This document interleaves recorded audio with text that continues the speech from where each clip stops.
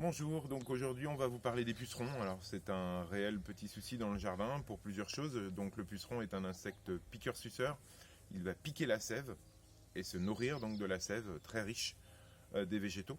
Et donc le problème c'est qu'il va affaiblir les plantes. Alors quand il y en a un petit peu ça va, quand c'est des attaques relativement importantes il faut surveiller et surtout surveiller les auxiliaires. Et en aucun cas utiliser de pesticides parce qu'auquel cas vous détruisez tout le monde, à la fois le ravageur, qui est le puceron, et l'auxiliaire, qui peut être différents autres insectes. On va vous en montrer un tout de suite.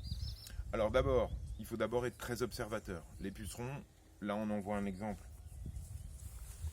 sur le cassis, ici, voilà.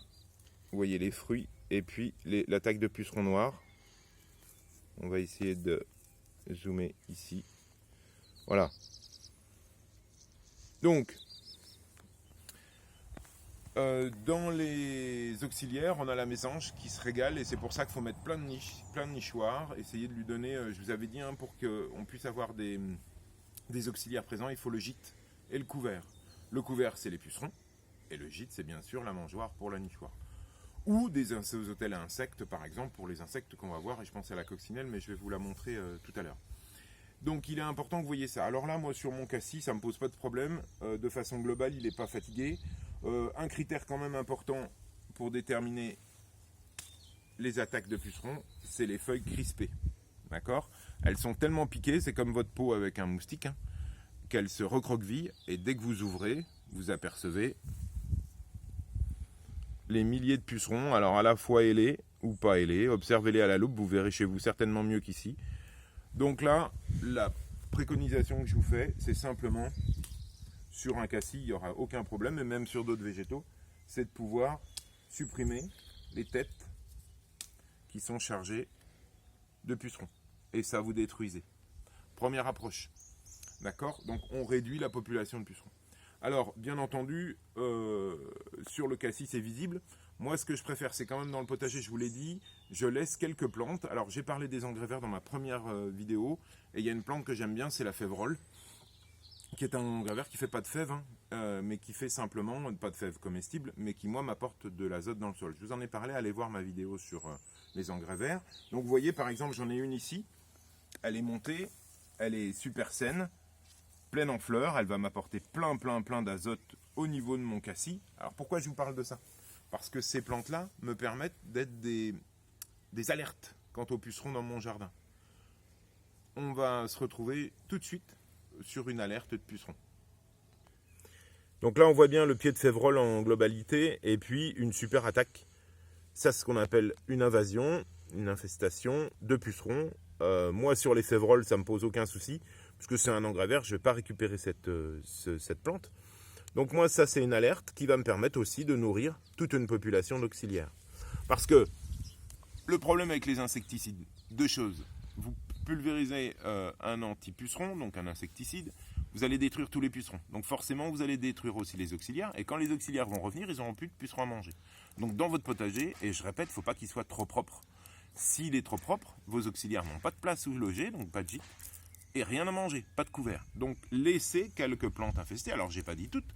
Bien sûr, vous pouvez enlever sur vos plantes cultivées, mais laissez-en pour que justement ma mésange, ma coccinelle puisse en manger. Alors on a la grande chance aujourd'hui, on va essayer de faire un zoom un petit peu précis sur cette coccinelle qu'on retrouve sur une autre plante du jardin. A tout de suite.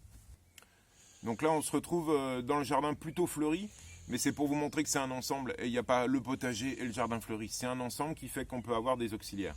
Alors là, une belle observe sur valériane. Certains trouvent que la valériane, c'est une mauvaise herbe.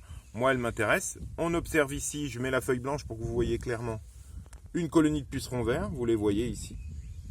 Et puis, de l'autre côté, et on voit très bien, cet insecte un petit peu particulier, qui ressemble à un espèce de ver avec 3 paires de pattes. Donc ça, c'est la caractéristique des insectes. Et ça, c'est une larve de coccinelle. Alors j'insiste sur tout le monde, c'est pas la coccinelle adulte qui mange le plus de pucerons. C'est un auxiliaire assez intéressant, c'est sa larve. Donc avant d'être la coccinelle telle que vous la connaissez, cet insecte a tout un cycle de vie. Et avant ça, il a un stade de larve. Et vous le voyez ici. Donc un espèce de larve avec 3 paires de pattes, noires, tachées de rouge. C'est facile à retenir, la coccinelle elle est rouge, tachée de noir, l'adulte. Eh bien là, la larve, vous la voyez, elle est noire tachée de rouge. Et c'est une grosse prédatrice. Il y en aura d'autres, hein. On verra les cirfes plus loin. Pas aujourd'hui, mais quand il fera un petit peu plus chaud. Je vais me permettre de la déranger pour que vous la voyez sur le papier. Elle est en train vraiment de manger ici un puceron. Alors on va la déranger, ça c'est sûr. Si vous la voyez de près, elle a dans sa bouche un beau puceron vert. Regardez. Alors c'est une bête qui se déplace très rapidement. Alors on la voilà, regardez. On voit très bien ses 6 pattes. On voit très bien le petit puceron qu'elle était en train de manger. Elle est un petit peu perturbée. Bien sûr, c'est en aucun cas dangereux pour nous. C'est vraiment un prédateur de pucerons. Donc on parle d'auxiliaire. Voilà. Je vais la remettre dans son milieu naturel. Vraiment, j'insiste, ne déséquilibrez pas par un traitement insecticide le milieu. Et je dirais même, certains utilisent du savon noir, certains utilisent du purin d'ortie. Oui, si on a des grosses infestations, des grosses invasions, mais laissez se réguler la nature parce que même un purin d'ortie en tant qu'insecticide ou insectifuge va déséquilibrer le milieu. Donc certains puristes vont dire que le milieu s'autorégule entre les auxiliaires et les prédateurs, vous avez compris, et qu'attention, si vous enlevez la proie, vous n'aurez plus le prédateur. C'est exactement comme par exemple le renard qui mange du lapin. Quand ils sont trop nombreux les renards, il n'y a plus de lapin, et puis le renard va disparaître pareil. Donc j'insiste, un dernier zoom parce que c'est vraiment exceptionnel sur cette très belle larve de coccinelle qui, vous voyez, qui est en train de bien profiter du soleil de Normandie. Voilà, à bientôt.